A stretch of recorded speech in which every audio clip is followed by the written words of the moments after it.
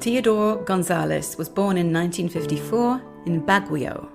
That's a town about 250 kilometers north of Manila in the Philippines. He had 3 siblings and was known as Teddy. The family weren't rich by any stretch of the imagination, but Teddy was a really hard worker and staunchly determined to make the best of any opportunities that were afforded to him. He got into law school and passed the bar. When he was only 23, he met another student, 18-year-old Mary Claridades, who used her middle name, Loiva. So Loiva was the eldest of 6 children and was by all accounts a gentle, soft-spoken woman. She and Teddy dated, and within a year, they were married. In 1980, they had a son who they named Seth. Apparently, there was some sort of special meaning or story behind their choice of name, but they didn't tell him, and they said they planned to share that with him on his 21st birthday. Spoiler, he never found out. By 1983, their daughter Claudine had also arrived. Both Teddy and Loiva worked. As mentioned, Teddy in particular had a very strong work ethic and was determined to make enough money so that the family was financially secure and they didn't want for anything. He and Loiva worked together in real estate and then in property development. In 1989, they opened the Queen Victoria Hotel in Baguio. And that was a 4-story, 40-bedroom hotel, and the family also lived on site. Disaster struck in 1990, and the hotel collapsed during the Luzon earthquake.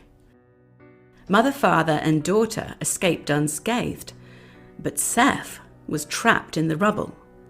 Incredibly, Teddy managed to go back inside and dig Seth out. The boy had sustained only minor injuries, and Teddy was praised as a hero. Following the incident, rather than rebuilding and staying there, the family decided to emigrate and start a new life in New South Wales, Australia. Teddy went back to law school so that he could get the necessary qualifications to practice in Australia, and subsequently opened his own law firm, T. Gonzales and Associates, specializing in immigration law. The business was very successful, and soon Teddy and Loiva had made more than enough capital to invest in their own property. They purchased land at 6 Collins Street in North Ryde, and there they built their own dream house. With regard to family life, Teddy and Loiva were fairly strict parents with high expectations of their children. They wanted them to excel, and they wanted them to put the work in themselves in order to succeed. On the one hand, they were quite generous. They provided Seth with a car when he turned 18, and they gave both children a monthly allowance, presumably so they could concentrate on their studies instead of finding part-time jobs. But they also threatened to take away these privileges should the children's grades slip or if they broke any of their parents' requirements, such as their strict no dating rule. Seth attended Parramatta High School, but far from being the straight A student his parents had hoped for, he was fairly lazy and disinterested in his academic studies. Instead, he had a passion for music and singing, and would often put his energy into these extracurricular activities. Needless to say, Teddy and Loiva were very much against this, and insisted that he concentrate on his proper education. He graduated high school, and he won a place at the University of New South Wales to study medical science. His parents were pleased, and they hoped that this would be his path into med school eventually. But his heart wasn't really in it.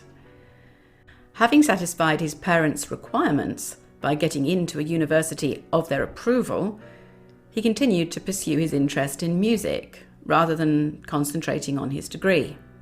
He joined a band called Definite Vibes, and they played in nightclubs and at private parties. They made some decent money on the side, and Seth revelled in the spotlight. Not long after, a fan page appeared on the internet. It's still there to this day. Set up by someone called Daisy Diaz, an admirer of the band, and featuring most prominently Seth. There are photos of him singing in the band, posing with models, and on photo shoots. Seth ended up dropping out of his medical science course after 2 years, and instead he started a law degree at Macquarie University. This seemed to suit him better. His grades improved, and his father even employed him part-time at his law firm as a paralegal.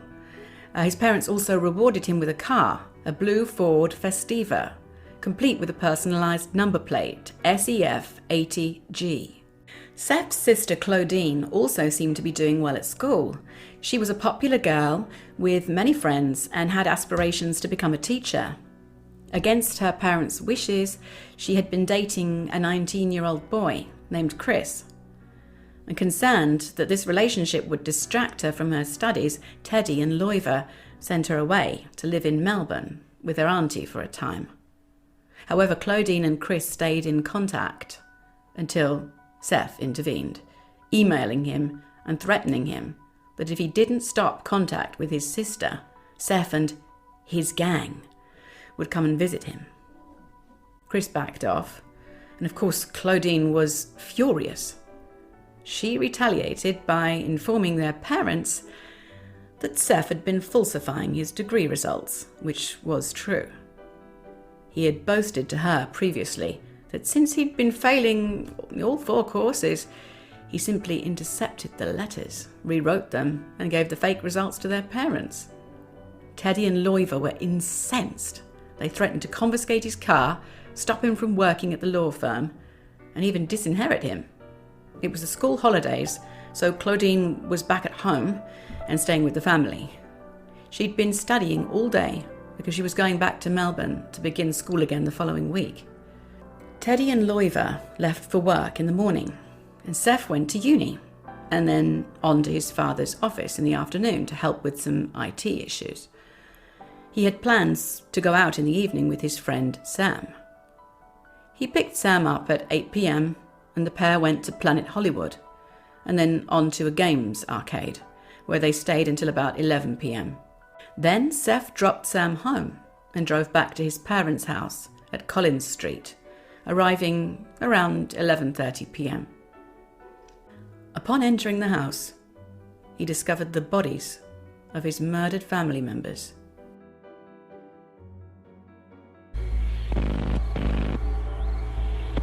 Gonzales. Please come! Someone has hurt my parents and my family. Sorry?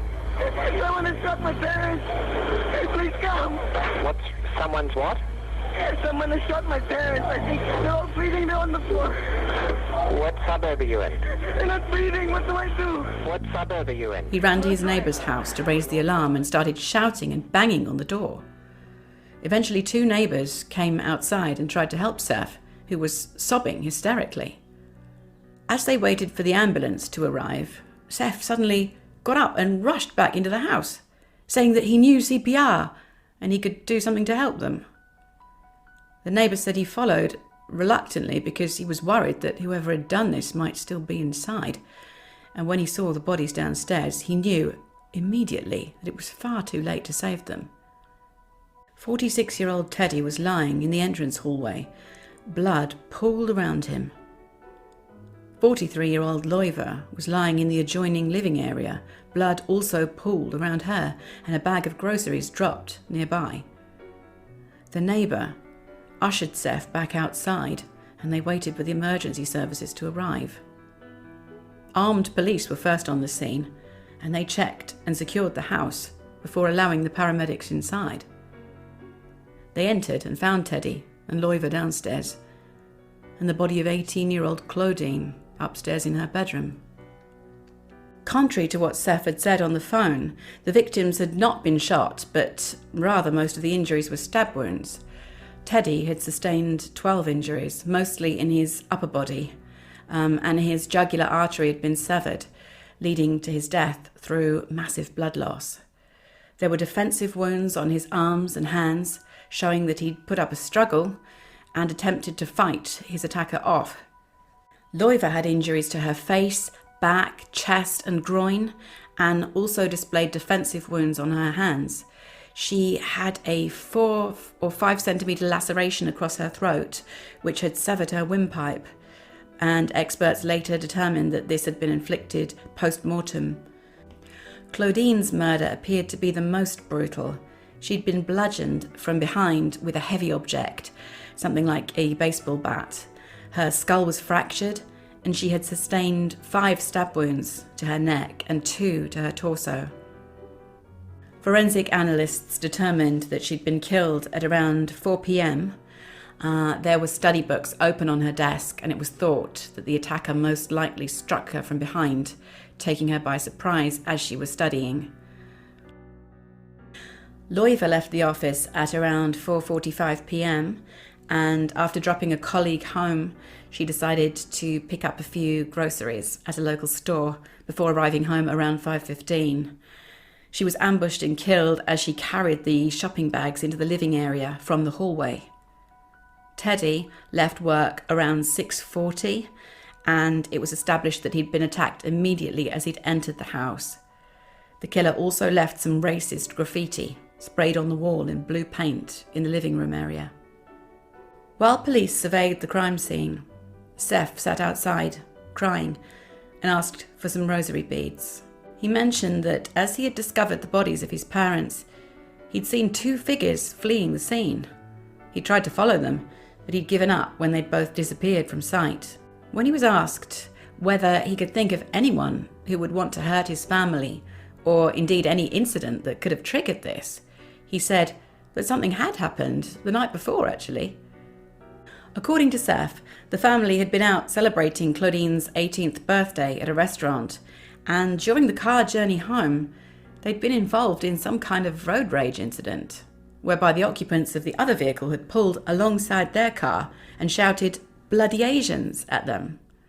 So this, combined with the graffiti in the house, forced the police to consider whether this was a racially motivated attack. There were also signs that a motive for the attack could have been robbery. Both Loiva's handbag and Teddy's briefcase had been ransacked, and the contents strewn around the room. The house phone line had been cut, and many of the wardrobe doors were open as if someone had been rifling through them. In reality, detectives never believed that the motive for the attacks was a robbery. Nothing of value had been removed from the house. In addition, the point of entry for the attack seemed to have been one of the fly screens in the kitchen. It was found slashed and removed outside, but detectives were unable to find any sign of dirt or shoe prints on the kitchen countertop, which, would have been a clear indication that someone had entered the house that way. Also, the time which elapsed between Claudine and Teddy's murders, almost a full 3 hours, indicated that this was extremely unlikely to have been a robbery. The perpetrator had used the bathroom to shower and clean themselves after Teddy was killed. They certainly hadn't seemed in a rush to leave. The murder weapons were later determined to have been a baseball bat and a knife, most likely one of 2 missing from a knife block in the family kitchen. Bloody shoe prints were found downstairs and could not be matched to anyone who had been on the scene that evening. The following day, Seth was brought into the police station to give a written statement. He said that he left his father's office at 4 and had planned to meet his friend Sam at 5 p.m. Sam, however, had needed to postpone until 8 p.m, so Seth went home at 6 instead. It was raining, and he sat inside his car in the carport, waiting for the rain to stop. He said he didn't see a light on in the house, and it didn't look like anyone was home. So he decided to go and visit his friend instead. This friend had just moved into a new house in Kingsford, which was about a 30-minute drive away. And when asked why he didn't meet up with this person, Seth said that unfortunately he hadn't had their phone number and nor the exact address, and had merely driven to the vicinity in order to try and find the house. By 8 p.m, he'd given up and driven to Sam's house to pick him up as they'd arranged, and they went on to Planet Hollywood to eat. By the 13th of July, the press had found out about the case and were clamouring for information. Seth held a press conference offering a $100,000 reward to anyone who could provide information leading to the capture of the perpetrators. On the same day as the press conference, 3 days after the murders, Seth visited his father's accountant and tried to get access to his inheritance. Now, this obviously raised a few eyebrows. The family's combined assets were nearly $3 million, and Seth was suddenly the sole beneficiary. In a straightforward case, probate can take some months to go through, and there are certain legalities. In this case, the police were in the early stages of an ongoing murder investigation, so there was no possibility Seth was getting access to any of his potential inheritance. The funerals were held on the 20th of July at the Holy Spirit Catholic Church in North Ryde, and about 300 people attended.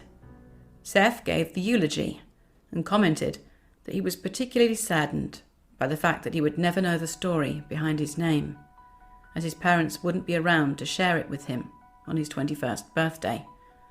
And then he burst into song. Papa, Mama, Dida. Sorry, I never told you all I wanted to say. People were, to put it mildly, a bit nonplussed. A few thought it was sad, but the general consensus seemed to be that his behaviour was, at best, bizarre. Police had a lot of information, but not a lot of actual evidence. They definitely hadn't ruled Seth out as a suspect, as it's often someone close to the family. Sam said that Seth hadn't acted unusually during their meal, but he did note that Seth hadn't eaten much, as he was still recovering from a bout of food poisoning the previous week. Incidentally, his mother, Loiva, had come down with it far worse and had been hospitalised overnight. And just to recap, in the time from 4 until 7 p.m, the same window when the murders were being committed, Seth had been driving around, looking for a house that he didn't have the address for, hoping to meet a friend he didn't have the phone number of. However, 2 witnesses came forward to call this claim into question. The first was a colleague of Teddy's, who passed by the house in order to drop some paperwork off at around 4:30 p.m.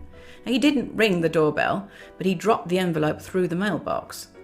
We did, however, notice that Seth's distinctive car with its personalised plate was in the carport at the time. Loiva's sister Emily also visited the house a little later at around 6 p.m. She said that she recalled seeing Seth's car in the carport, but that the house was dark and there was no signs of movement. She and her son went up to the front door and rang the bell anyway. After waiting a few moments, she looked to the side of the door where there was a frosted glass panel, and she thought she could see the figure of someone inside, wearing a baseball cap. She asked her son whether he saw it too, and he reassured her that it was just a coat stand. Strange details about the night of the murders were recorded by paramedics and police officers supporting Seth in the aftermath of his traumatic discovery. For all his crying and hysteria, detectives recalled that he hadn't actually appeared to shed a single real tear. He claimed to have given his parents CPR at the scene before running to his neighbours for help, but there was only the smallest patches of blood on his shoes and trousers, and only a trace on his sleeve. If he had attempted CPR on either parent, he would have had to kneel in a substantial pool of blood. When questioned, he explained that the blood had run off in the rain outside. A spot of blue paint was also found on Seth's sleeve, and forensics later found this to be a very probable match for the paint used to spray the graffiti on the wall. In his bedroom wardrobe, they also found an empty shoebox for a size 7 running shoe, the exact same brand that had left imprints in blood at the murder scene. Seth explained that his father had actually bought them and sent the shoes as a gift to his cousin in the Philippines, but he couldn't really say why he still had the shoebox. His friend Sam said that Seth kept a baseball bat in the trunk of his car in case he ever needed to defend himself, and now that bat was missing from the car too. Police asked Seth to come down to the station and give them another account of events on the night of the murders. He was taken to the house and asked to reenact finding the bodies of his parents. Experts carefully monitored his behaviour throughout and were surprised that Seth showed little or no sign of emotion or distress when describing how he discovered the crime scene. Can I just get you to go through and somewhat detail what you did at that time? And an operator answered me straight away. And I said that I needed an ambulance. Again, I realise it's very difficult for you. If you do want to suspend any time, just indicate that. I noticed something in the living room in the couch here. We can suspend temporarily and recommence when you feel right. Okay. Continue. Yeah, okay. Friends and family were interviewed, and when asked about Seth, they disclosed some very interesting information. It became apparent very quickly that Seth was a pathological liar. He had told people that he was an expert in Taekwondo, that he was a world champion kickboxer, a personal trainer, a lawyer, that he owned a property portfolio and travelled to New York frequently on business. He owned a modelling agency and was the manager of a boy band and music producer with a record deal. And of course, his fan page, run by Daisy Diaz, was determined to have been set up and run by Seth himself. Police were also made aware of the strained relationship he had had with his parents, particularly since they uncovered his lies about falsifying his grades from university. They knew how Teddy and Loiva had threatened to disinherit him and take away his car and allowance. In August 2001, Seth presented the police with an anonymous email he received, which seemed to suggest that someone had paid for a hit on the Gonzales family and inferred that Seth should have been targeted too and was lucky to have escaped. Police later confiscated Seth's laptop and found drafts of this email saved on his hard drive, indicating that he had sent the email to himself. A month later, Seth told family members that he'd been diagnosed with a brain tumour and asked an auntie in the Philippines to lend him £190,000 for surgery to save his life. After checking with the police, she refused. In October, he sold his parents' cars and his mother's jewellery and received $88,000. He used it to put a $5,000 deposit down on a brand new Lexus and made a plan to pay off the £170,000 balance when his inheritance came through. But when it became clear that he wouldn't be eligible to receive it any time soon, he cancelled the contract and settled for a cheaper car with a vanity plate which read TLCS, an initial for each of the Gonzales family members. By January 2002, Seth was warned that detectives were unconvinced by his original alibi. They attempted to get him to inadvertently give something away by getting an undercover officer to befriend him. Although this attempt didn't actually yield any concrete evidence, Seth had let slip in passing that he knew the precise times of his family members' deaths, a detail that until now had been kept out of the public domain and that only the killer would have known. When police confronted him about his flimsy alibi, he changed his story, saying that he was actually at a brothel that night and that he'd been too embarrassed to tell the truth before. According to him, now, he left Teddy's office at 4 p.m, drove home, left the car there, and walked to a local gas station where he got a taxi to the brothel because he didn't want to risk being seen by anyone. Police, who had access to Seth's phone records, contacted the taxi driver who confirmed that he had dropped Seth off at this brothel on that afternoon. But as soon as the police mentioned that they were questioning him in regard to a triple homicide, the driver confessed that, in truth, Seth had given him $50 to lie and told him that it was in relation to a petty misdemeanor, nothing more. They also contacted the sex worker he claimed to have been with. It turned out she wasn't even working that week. At the end of May, Seth contacted police and told them that there'd been a break-in at the apartment he was staying in, and that he'd been once again receiving threatening emails and was afraid for his own safety. The same evening, he was found lying in a gutter at the side of the road with a plastic bag next to him. At the hospital, he told police that someone had bundled him into a car, wrapped the plastic bag over his face, and struck him on the head with a piece of wood. They had warned him to withdraw the offer of money for information and to stop speaking to any reporters. However, doctors couldn't find any injuries to his head or elsewhere. Finally, on June 13th, 2002, police were issued a search warrant for Seth's apartment, and they arrested and charged him with 3 counts of murder. Seth, as you're well aware, you've been a suspect in relation to the murders of your mother, father and sister for some time now. Yes. I want to inform you now that you are formally under arrest. He pleaded not guilty, but was refused bail, and he tried to get access to his inheritance money to fund his defence team, but was also denied. The trial began in April 2004, and it soon became clear that Seth had been planning these murders for some time. His initial idea was to poison his family. They found multiple searches on his computer for ways to poison and poisons one could disguise in food. He imported 2 types of seeds from the USA, one of which, a castor oil seed, is very poisonous when ingested. In fact, Seth had come close to already carrying out his plan. A week before the murders, Loiva had come down with what they assumed was serious food poisoning and had symptoms severe enough to merit staying overnight in the hospital. So, the real timeline on the day of the murders was established. Seth finished at his father's law office at 4:20 p.m. After driving home, he took the baseball bat from his car and 2 knives from the kitchen.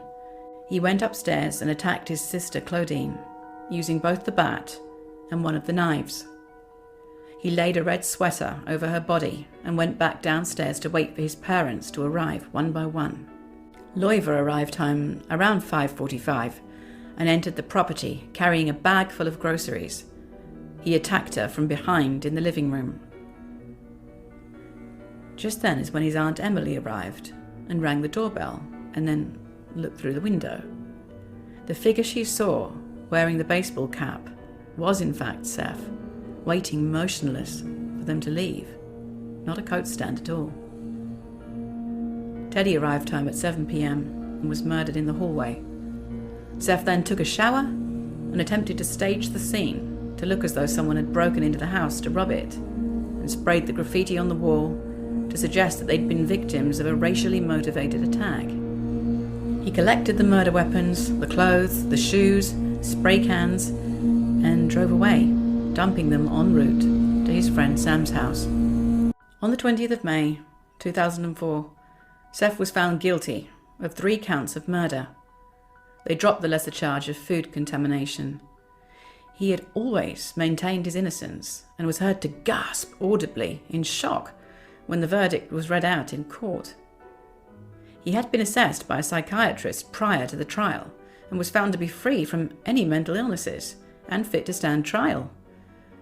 He was sentenced to 3 concurrent life sentences without the possibility of parole.